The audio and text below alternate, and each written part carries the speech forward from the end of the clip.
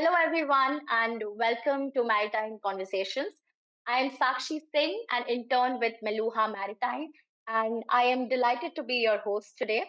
This is a special collaboration between Maritime Conversations, Sawaal that Matters, and Deflomacy. Our focus today is on something beyond the battlefield itself, how wars are also fought through narratives and perception. From the Kargil conflict to Operation Sindoor, this idea has only grown stronger. Now, this is a subject that has been in the spotlight more than ever.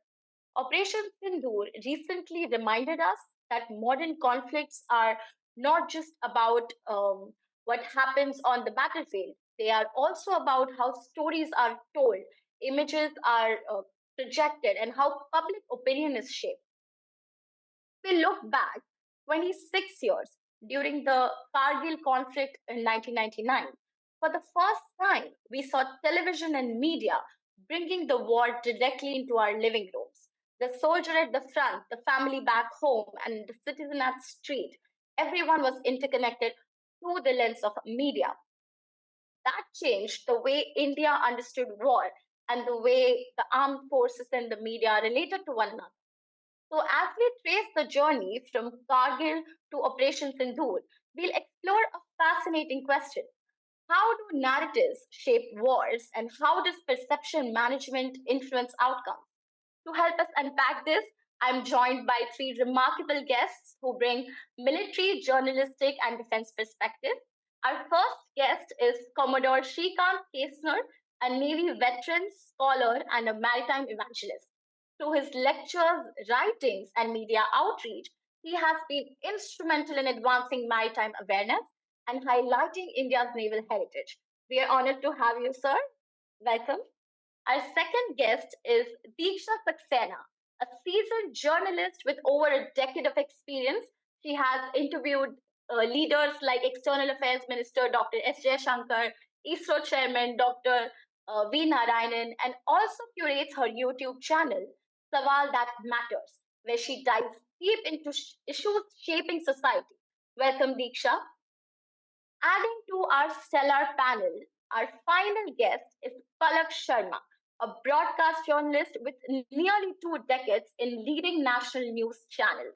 Currently with Doordarshan, she also runs her channel Deflomacy, where she talks about diplomacy and defense.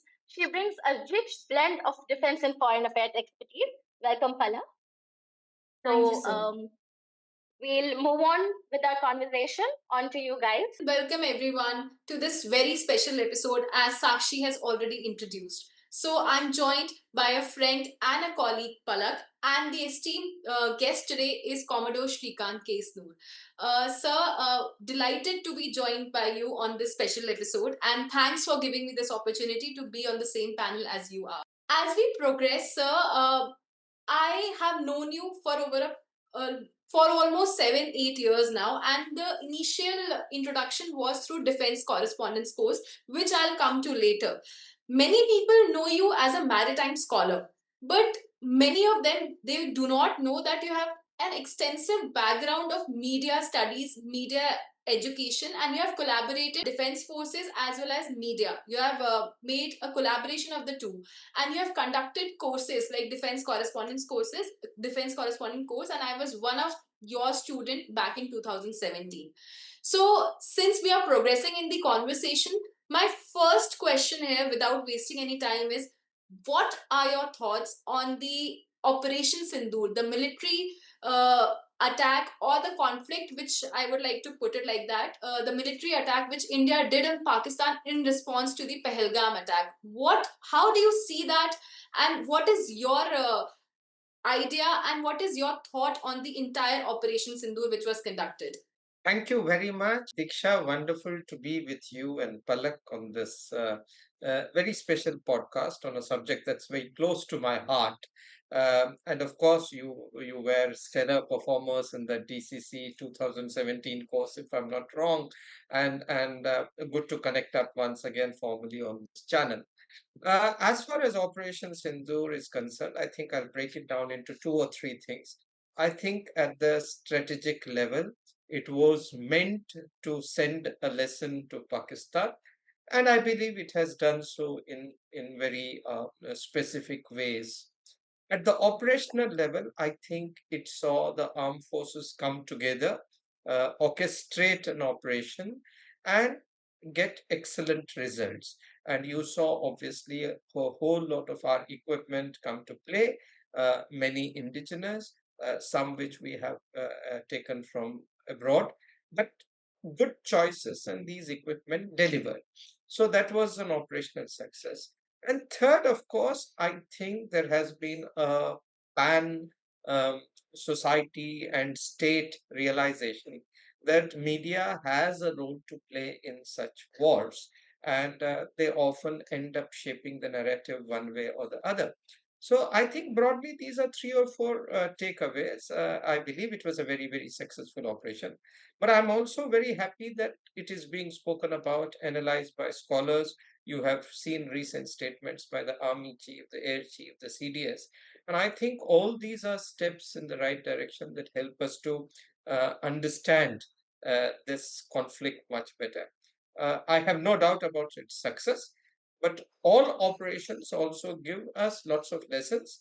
And I think we should move forward studying lessons, including in the field of perception management. Before Palak takes over, I have one more question in mind, and that is I think this is for the first time we have seen that all the military leaders, not leaders exactly, but all the senior officials have come out in the media and they're extensively talking about it. How important it is to make people aware of what the India's military prowess, how important it is to tell people about it. Look, first time in a sense, in a given context. In Kargil also, for example, you had the then DGNO equivalents, come and address conferences every day. But that, of course, was a longer drawn conflict. And I believe in different ways. I mean, when the three chiefs in 71 war came together with the prime minister at that time, that was also a fantastic photo op. It is just that the nature of media has also changed over the last 50, 60 years in different ways. And both of you know it much more than I do. So the short answer, yes, of course, it is good for military leaders to come out, to be seen, and to make appropriate statements related to the operation, because it shows that we are a country that is transparent. It shows that we are a country that democratically discusses aspects relating to war and operation. So I think I see nothing wrong in it. And on the whole, I think it adds to the credibility. I mean, there would be all sorts of comments one way or the other, and that's welcome. That's the nature of the beast that media is. But I don't think that should necessarily discourage top military, diplomatic, bureaucratic, and indeed political leaders to speak about the operations, and for their speeches to be subjected to analysis by other experts. Well, thank you so much, first of all, for having me over, Commodore Kesnur. And also, as Deeksha mentioned, you've been our mentor, and there's lots about you that people don't know. So, Deeksha's questions and the answer you gave us. There's a question that I have in mind too. We also know that during the Kargil war, when it happened, you were undergoing staff college, and you've written about it in your thesis also, which won a medal from the Madras University as well on military media interaction and interface. So, of course, you do know a lot about it. Along with us journalists, and you did a case study on media coverage of Kargil as well. With that background, Commodore Kesnur, what do you think are the similarities and differences between the Kargil operation and present, the conflict, the Operation Sindoor that we saw, both as far as war is concerned and as far as the media coverage is also concerned? I'm happy you asked me that question. You were right. I've had a lifelong passion about the dynamics that obtain between the military and media, and that predates Kargil actually.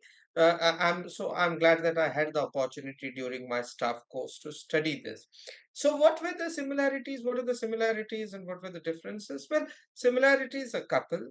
One, of course, it is the same adversary, so you are dealing with, and largely that's a cocktail of the same circumstances: terrorism, intrusion, war by other means, and stuff like that. So the adversary is the same.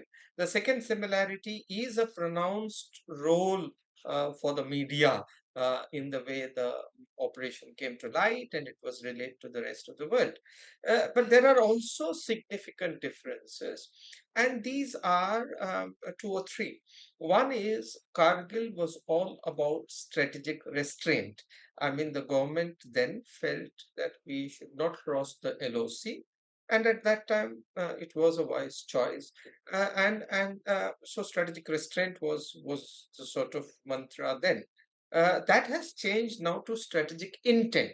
So now we are not hesitant to say that we will come deep into your territory and hit you if we need to. Secondly, at that time, you know, the media coverage related often to very glorious victories. Places like Tiger Hill, Tololing, all of these became, household names. It was about physical courage exhibited by young leadership. So what the media celebrated was the sound of the war with a human interface. And then, of course, in very poignant ways, when you had the funerals of those who were killed in action, the brave hearts killed in action, that, of course, helped to galvanize the nation.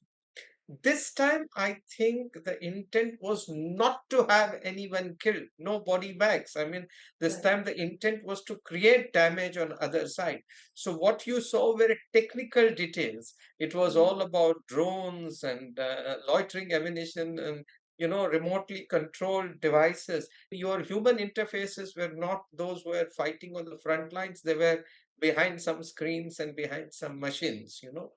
The third difference, of course, is then television was the king in terms of coverage, with good media coverage the following day.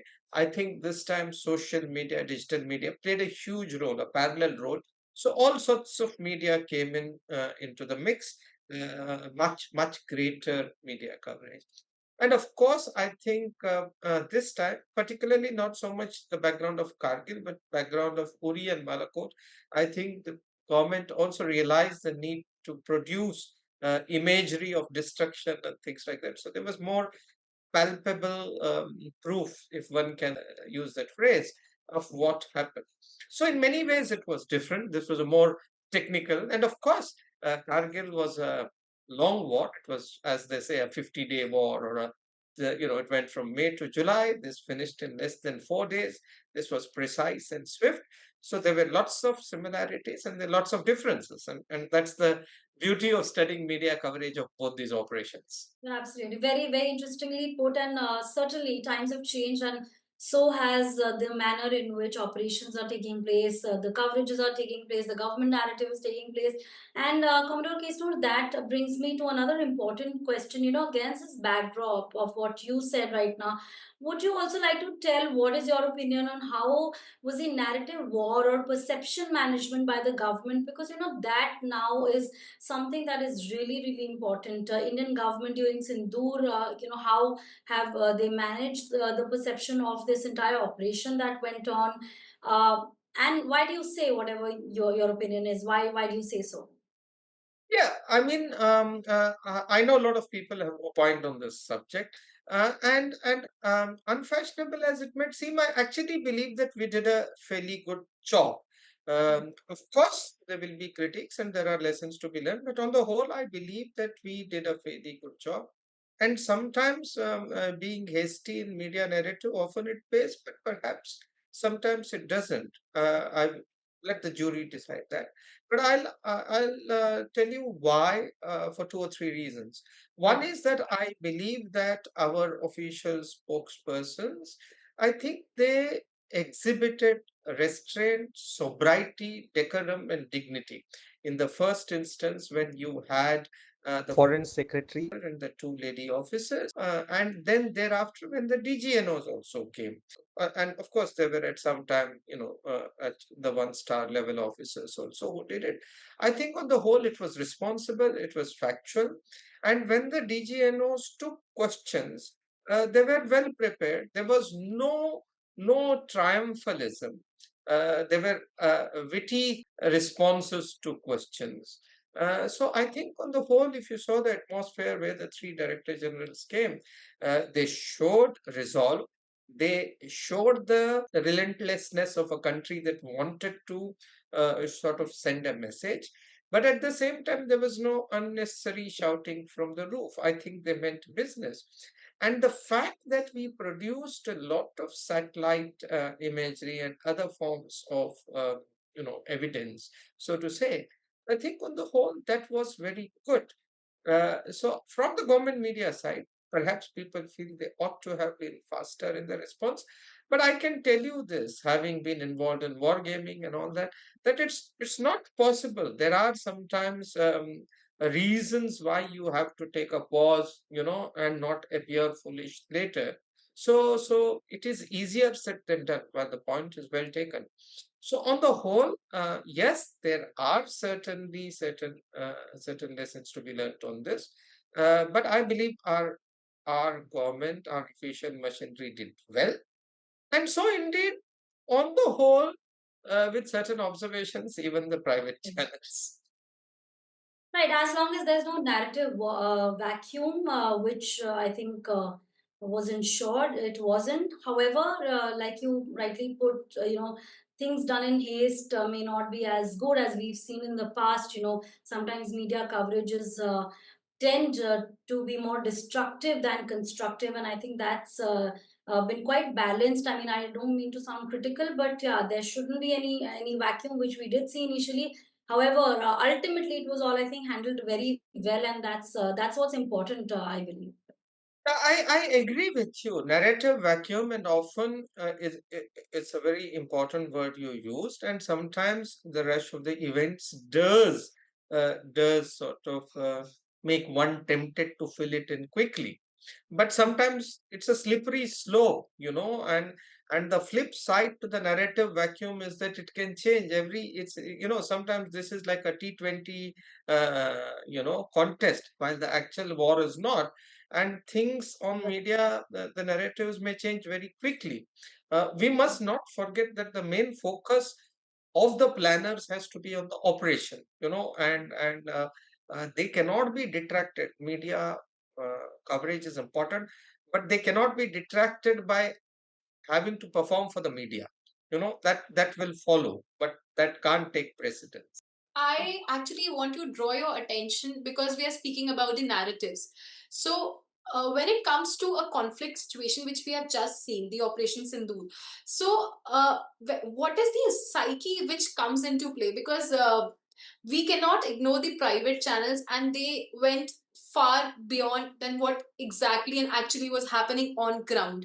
But I have spoken to a lot of military personnel, officers, serving officers, and other men as well.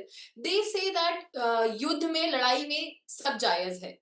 So I want to understand from you, since you have such a long career in the military and in the navy. So what is the psyche which goes behind, and what role does it play when it comes to uniting the entire country in such a situation? Diksha, you asked 3 or 4 questions. The part about how the private channels should be or should not have covered, in fact, I'm going to ask you that. So we'll leave it out of the mix at the moment. As far as the psyche goes, let us go back. What is, sometimes in this discussion on perception war or narrative war, people forget who is it aimed at. So there is a target audience. Now, your strategic communication is aimed at that target audience. When, for example, Sri Krishna tells Yudhishthir ji in Mahabharata to say, Ashwathama hato hato ha, Ashwathama is dead, the elephant, not the warrior. The target audience is only one, that is Dronacharya. You want Drona to lay down arms so that the Pandavas can then take care of it. The rest doesn't matter. It is noise. So who is your target audience when you do strategic communication? It's a very important thing. Now let's take to come back therefore to Sindhu. If your target audience was the Pakistani Awam or the Pakistani public, it's very difficult because the Pakistani public, the one way or the other, is subject to what their media, their broadcasters, their country tells them. And for the longest time, when they were surrendering in 1971, the front page news of their newspapers said that we're going to fight till eternity. At some point in future, they may come to know what happened, but our efforts can't be directed at their people. Is it on our people? I think as a democratic country, our people tend to, see the images through a range of options they have. So our target audience here was the Pakistani establishment, the Pakistani military, and the terror camps. Have we delivered a message to them? You bet you have. When you show satellite images, when you show images of their religious and military leaders mourning those who died, and then after a while you have lots of destructions of airfields and other places coming out. The target audience message has been sent to them. The larger point, and I guess the silent point you're making, is about these losses and putative losses that people said and all that. See, with the greatest respect, I will tell you what happened in Sindoor, as I saw it, of course. You see, initially there was lot of this flutter about who has lost which aircraft because of two or three things. One is that there was what you might say is circular referencing. One so-called reputed news channel picked up and they said B has said it, B said C has said it, C said, and ultimately it came back to A. And often these channels had embedded Pakistani people. So without any sort of proof, a narrative was sought to be built based on what established media houses said. And certain established media houses in India took that. Now that is called circular referencing. There was no direct proof. The second related point, and I say it with due regard to them, initially you had these international relations experts, so they know international relations and foreign policy well, but they are not warfare experts. It is when people like John Spencer and Tom Cooper and OSINT specialists and air warfare specialists, satellite imagery specialists, it is when they came in and said, my God, you see the damage, the whatever losses of some flying objects here and there, it doesn't matter. Overall concern to the kind of damage that has taken place. And that is when the narrative shifted. So we have to be very careful. Many times your messaging is aimed at arm manufacturers because they don't want to show that they have lost some equipment here and there. Right. So we have to be very careful in this media game about what one is trying to say. Look at the motives and motivations of people who are bringing these messages, and finally focus on who is your target audience. And I think if the target audience was the Pakistani military establishment and terrorists, I think this war has shown very clearly, this conflict, war, operation, whatever you call it, that there will be costs to pay, for any such transgression. That we will not allow nuclear blackmail to happen. That we will not see a difference between state actor and non-state actors, and that we will respond with the huge amount of strength we have shown that. And this when the Navy did not get into action. So you can imagine what might have happened. So see, on the whole, I think we should be careful about some of these things. So that now gives me a chance to actually ask you the question, because you operate at the intersection of military and media. You have covered for All India Radio for a long time. You run your channel, you're reported on defense events, you're married to an army officer, you've seen the other side of the life. So you tell me, from your vantage viewpoint of the media, how do you think the media coverage was, and what could be bettered there? If you ask me personally, I will talk from a perspective where I am working currently, All India Radio, Akashvani, the largest public broadcaster.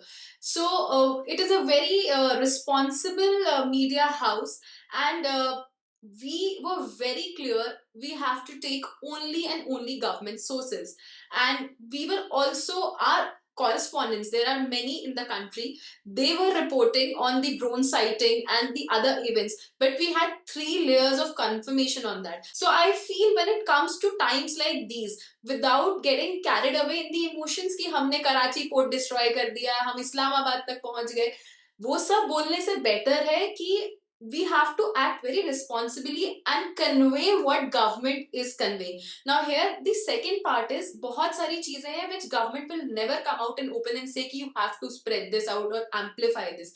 So you as a journalist you have to read between the lines and carry forward the message which actually the sources, the well placed sources are trying to convey in a larger format. And I have nothing against private channels because they are my same, we are from the same fraternity, but without getting carried away in emotions and just for TRP we should not do this. I can see you're being very, very diplomatic in your views. If one has to read between the lines, of course, I believe you have a thing or two about the way they covered it. But your point about whether media should echo the government line, Palak, you might have a different point of view. Now, you also come with a fantastic background in media. You have covered for various television channels. You have been the anchor and face of television channels. And you two are married into the army, so you've seen that live. I'd like you to cover a bit, comment a bit on what Deeksha said. And at the same time, you please tell me, how do you think the armed forces or the establishment can do better? How can they get their act better in terms of dissemination of information? I'll share my point of view here, and I would like to kind of agree with Deeksha here that there has been a lot of miscommunication, misinterpretation of facts because simply because one thing that we need to understand, especially as people in the private channels, which do build a lot of narrative these days. When we talk about an AIR or a Doordarshan or Rajya Sabha and Lok Sabha now merged into Sansad TV. Unfortunately, the viewers for these channels are perhaps, I'd say, at least in the urban population, urban setups, maybe lesser or less popular these channels, I'd say, are as opposed to the bigger private channels, spreading narrative. And they unfortunately are very spectacle driven, sensational, their jingoistic commentary, and, very highly dramatized. This time particularly, I'd say, as far as the government or the 4G's management of this operation was concerned, because as defense journalists, when we all come together, for sure one thing is taken care of, because military or defense, especially when it comes to operations like these, being a subject of much sensitivity, we often try, all of us, to not cross that line, to not give out misinformation. So yeah, that way the perception, I'd say, was really well managed. As far as the government or maybe the larger picture is concerned, we saw that Pakistan, it went really big, and it labeled Kashmir as a central issue, and it aggressively shaped the narrative on a global level. Like you pointed out, earlier when you were speaking about it, our audience was Pakistan, the terrorist camps, the terrorist groups. We had to give a message to them.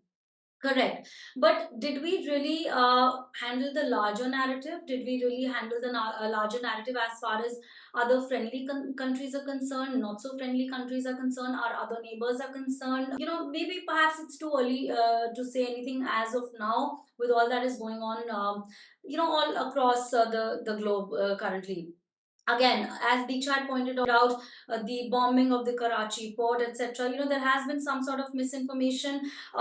The good thing that we've done here is, or rather the Forge has done here, is to not come out with press releases immediately, to not have PROs come out and speak instantly as soon as the events were unfolding, because that was really fast. I remember during those 4 days, hardly any of us journalists, while I was with Doordarshan and not very actively pursuing it on the field, but just the very next day there were reporters on the field at the locations in Punjab and Kashmir and other bordering areas.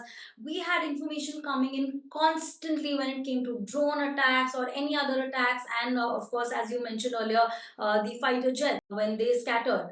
And that really was held down. We were not asleep for 4 nights. We did not sleep. We were constantly monitoring what's happening, covering whatever or not. So yeah, that was one positive communication highlight of the government and the defense forces, that they did not come out hastily. Sometimes what happens is when we see PROs or other people coming out to give out their statements to the media, the information bit is hardly relevant. You know, it's very, I'd say, textbookish. You just have to settle the media down because they are being very hyper about their coverage. That did not happen this time. There was a lot of there was a lot of calm, I'd say, as far as information delivery was concerned by the defense forces. And there was a lot of calm by the media outlets as well. Yes, I agree that there is fog of war sort of situations in newsrooms as well, because constant information is coming in and we are pressured as 24/7 news channels these days, or or print, even print editions, or AIR, or rather any radio channel for that matter. They all have their websites these days, so you have concurrent information also coming in almost immediately. You're not waiting for the show to happen, you're not waiting for the paper to print the next day, you're not waiting for a half an hour show, or proper information to come in. You just have guests over and there's a lot to speak about. So yeah, I mean, a lot of pre-operation strategic communication should have been better, but I think it's better understood by the government and by the defense forces as to what information should actually come out, especially when there's a fog of war sort of situation with news channels.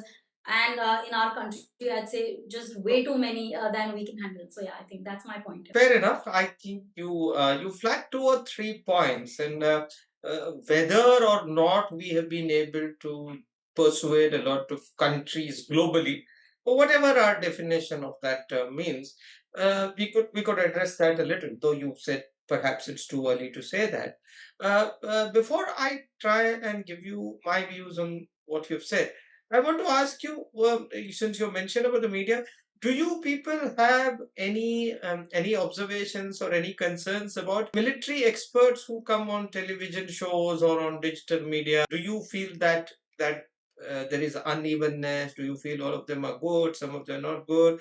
Do you have any comments, qualitatively or otherwise, about the various military experts who proliferate the channels now? I mean, it's only fair that when you're talking of military media dynamics, one should ask this question. So I wanted your opinion on military experts and commentators who come on the war. I mean, I have been one of them, but feel free to give whatever opinion is. Right. No, in fact, that's one really important point which perhaps I missed. I should have as a journalist. Having covered a lot of defense stories in the past, that really is one thing that I don't know. I mean, maybe I don't want to offend anyone here. I'm not questioning anybody's knowledge here. They are experts, and that's why they are on TV. But sometimes, as a journalist, I'll tell you the journalist point of view first. Especially with TV, what happens is, because of the lack of time, it's the first person that is available is the one that we try to grab, and that person may not be adequately informed on the subject, maybe perhaps may have dealt with the subject really long ago and has nothing to do with it currently. So that does happen, and sometimes, again, not trying to undermine any defense experts who are on TV, but yeah, I think that is one thing that perhaps should be handled by the defense forces, because what happens is, just like in political parties these days, there's perhaps So a you're list saying we between should you're saying we should and designate spokesmen or right. something more, a bunch of Absolutely, spokesmen to absolutely. come, 8 or 10 of them to come, Right. so that you don't grab the nearest available person. Absolutely. And maybe not designate 10, maybe designate them subject wise, because everyone's not an expert on every subject. But as I told you, as far as media is concerned, they are concerned with timing. Timing is really important. So the first available person is requested to come over, and they have their expertise and their opinions on subjects perhaps they have not dealt with in ages. So that really is one thing. And if the defense forces try and already push out some names, already tell the news channels that this is a list of Navy personnel or Air Force personnel or Army personnel that we have. If you are doing a show on this subject, perhaps you could call them, have them Good point. over. I don't know if that will involve a lot of So, so, internal so a pool. struggle, but You're yeah, saying yes, you're saying there should be a absolutely, a pool of, pool, yes. yeah, yeah. Correct. Diksha, anything on this issue?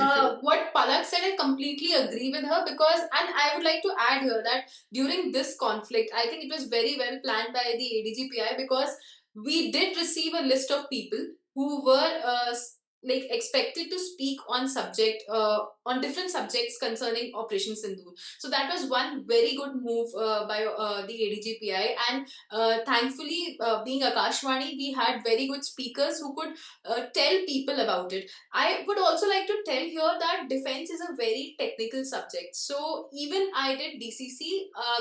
If I'm not current, I'll forget. I'll not understand stuff. So this is my request to people that when they speak about subjects like defense, they should break it down for normal people to understand. जो usually लोगों को नहीं समझ में आता. They straight away take the conversation from a very technical perspective, and then it goes beyond.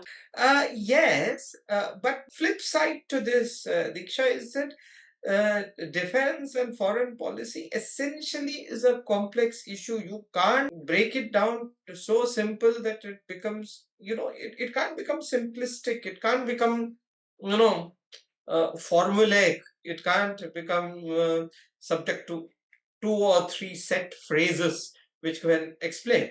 Ghar mein ghus ke marenge is very good for a movie, for a dialogue. It may not be able to, for example, explain everything. So, yes, your point is right that we need to declutter the dialogue, so to say. But at the same time, there are difficulties if you want to explain. I'm telling you from a defense expert side. But I think the point is well made. Just to give my bit, I think whatever the private channels, look, I say it's in the nature of channels. I saw a lot of them. I appeared on some of them.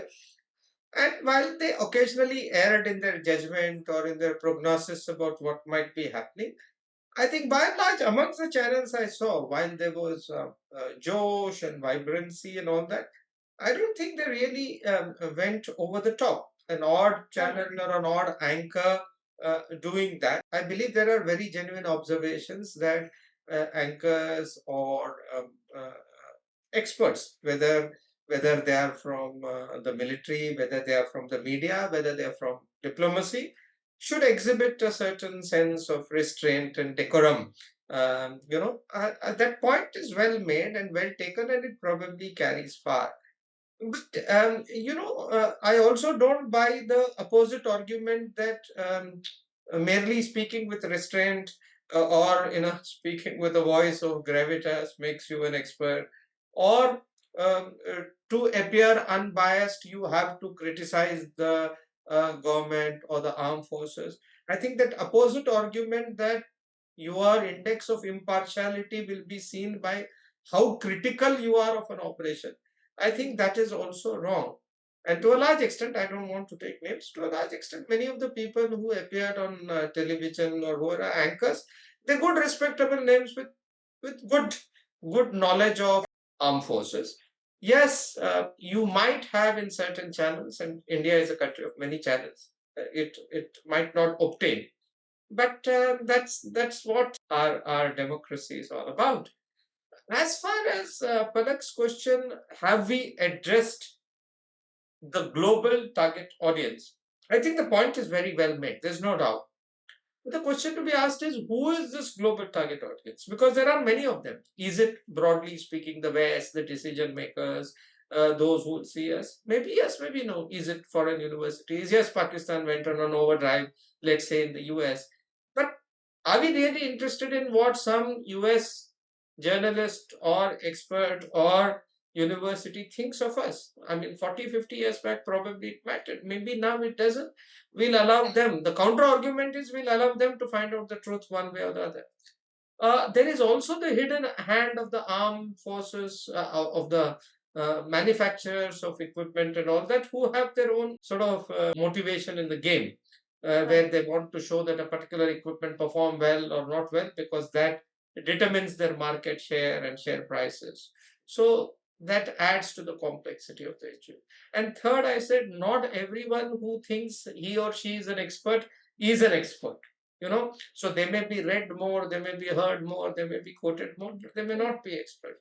So yes, you flag a larger point, and I think our subsequent attempt to send the MPs, delegation of members of parliament all over the world, and a lot of that were some steps in that direction. Certainly, we need to do a lot more in international capitals around the world, not just in the US, but in Europe, in Africa, in Latin America, in Central Asia, in Far East, Japan, Korea, indeed in China too, Australia, Russia. Yeah. So Because we need, right, yeah, because I feel we've really managed the perception with our, like I said, with our neighbors, and especially I'd like to really bring this in with that. Towards the end press conference and the media briefing by Colonel Sophia Qureshi and Wing Commander Vyomika Singh, it was not just symbolic, it had a lot of clarity as well. The name of the operation suggested it all, and it gave a lot of background.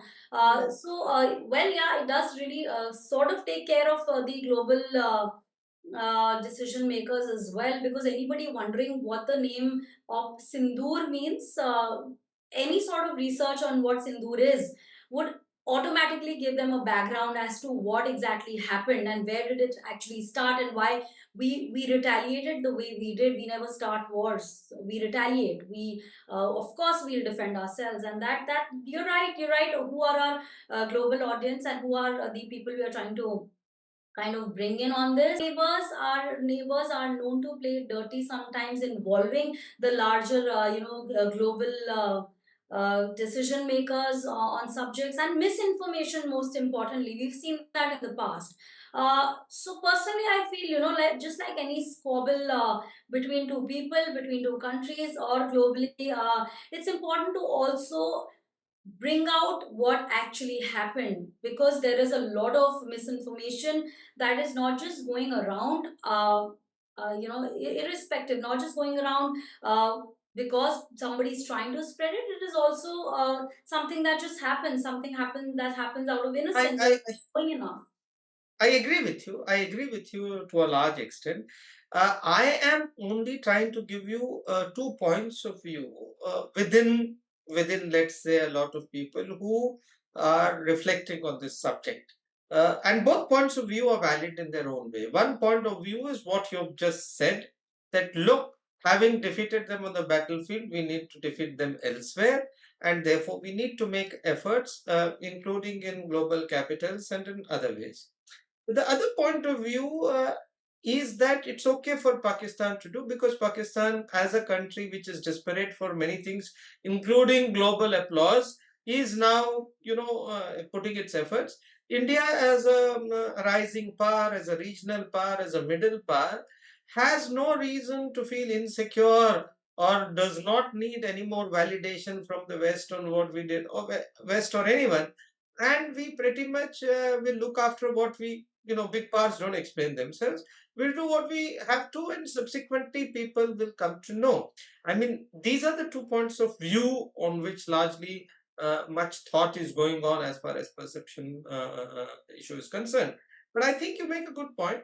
But in that also, like, you must remember again, the media has a role one way or the other. I'm not talking in saying government point of view, but our media used to have correspondents all over the world, or in many capitals of the world at one point of time. They have withdrawn them. So we need more of Indian media presence too in different parts of the world, so that these things can come out. Television media, print media, and others. So yes, there are opportunities and challenges ahead, and I think we should look at them. So I think we've had a wonderful conversation, and we can go on and on. But would both of you like to put some final points on this very interesting topic, and then? So, well, like you said, Comrade Kesnur, it has been a wonderful discussion, and it's a discussion that is not just limited to somebody as wonderful as you, somebody who's known the subject so deeply, not just as an analyst, not just as a naval historian, not just as somebody who served the Navy for so many years, but also somebody who knows the media so well and who knows how the media operates so well. And of course, you're somebody responsible for teaching media personals how to cover military related issues, and that really, I think, makes you an all rounder. And as for us, we are married to people in the army, officers in the army, so we do get the second perspective also, which I'm very thankful for. But yes, a wonderful discussion here. And when we compared Kargil to Operation Sindoor, I think one thing we really must keep in mind: times have changed considerably. The kind of information flow then, the usage of internet, the number of channels, the number of people being experts, and all of that has really changed over the years. As for Operation Sindoor, I think this time particularly, having observed some previous conflicts as well, having traveled to areas that are conflict zones, sometimes I really do feel that things have been so much, if I have to, for the lack of a better word, so much better this time as far as coverage is concerned, as far as no hasty information is concerned, and as far as the handling of the narrative is concerned. So yeah, I think, God forbid there is any conflict like that in future. I think we are getting even more and more prepared, much better prepared, and there's a lot of maturity in the media as well, as far as I see, and the communication between media and the people disbursing military information. I think that gap I see over the years, having covered defense myself also, coming down. I think military now understands better how to deal with media, how to give them more information and readily available information, so that they don't sway, they don't give out any wrong information at all, for any reason. And I think media also does recognize the idea and the value of waiting, calming down a little, and only giving out information that is credible and authentic. I think that's we've come a long way. I think you batted very, very strongly for the media. And Diksha? Without digressing from the topic, my sole thought, and I have always thought about it, what can be done by the government to bring civil world and military world together so that they understand each other better. Media plays a role in between. Media plays a role of binding them and spreading information. But something should be thought of, because DCC is a course which is run for journalists, and उनके लिए exclusive है, but there should be something which is a binding force between the civil and the military establishment, because people do not understand कि फौज में क्या होता है. There's a lot of misconception about फौज. I feel there should be something which the government should come up with, or they can also think of subjects or chapters in the school itself, so that people get to know it from the very beginning. And for the media, as Palak pointed out, media has also over the years realized and experienced, and plus with this conflict, because the government came out and open with a lot of material, credible material, and media also understood that यहाँ से ही उठानी है हमें चीजें, because this is a conflict time, और इस time पे we should not digress from what is actually happening on ground. And it is also related to the social media, because we were seeing so many stories floating in the international media as well, and obviously not to forget Pakistani media. So we had to bring out our own perspective. So media also should be very responsible while covering the conflict situations, just like Operation Sindoor. And government should also understand much more what the common man is looking for. Yes, I think together you made three or four very interesting, important points. I think Palak highlighted the very changing nature of coverage and the immediacy of some of these events and the need for quick response, particularly with internet and social media and all of that. And of course, she still feels that by and large, the media has batted responsibly, played well. I think, Diksha, you also brought out an important point that civil military fusion must not happen only in technology and in weapons. It must also percolate down to the perceptional aspects, that we should find a way with media as a sort of catalyzing agent in which the civil world gets to understand the military better, and the military can leverage the civilian world better. I think you, both of you made very, very important points. I think the good part about you is that both of you are journalists who have your ear to the ground. You're grounded, you see the things not from perhaps a stratified atmosphere of the newsroom and technical discussion. You take often stories of armed forces to the ground, to people, and you understand the need for it to be told in a way that is intelligible and understood by people. So I think you made a lot of very, very important points. From my side, I can just say that I enjoyed this conversation. It was a conversation long overdue. All I will try to say is there are going to be, as far as military media dynamics that will obtain in issue of war, conflict, battlefield, there are going to be challenges and opportunities. We're going to be joined at the hip much more, whether we like it or not. And in this, both would have a certain role, responsibility cast upon us.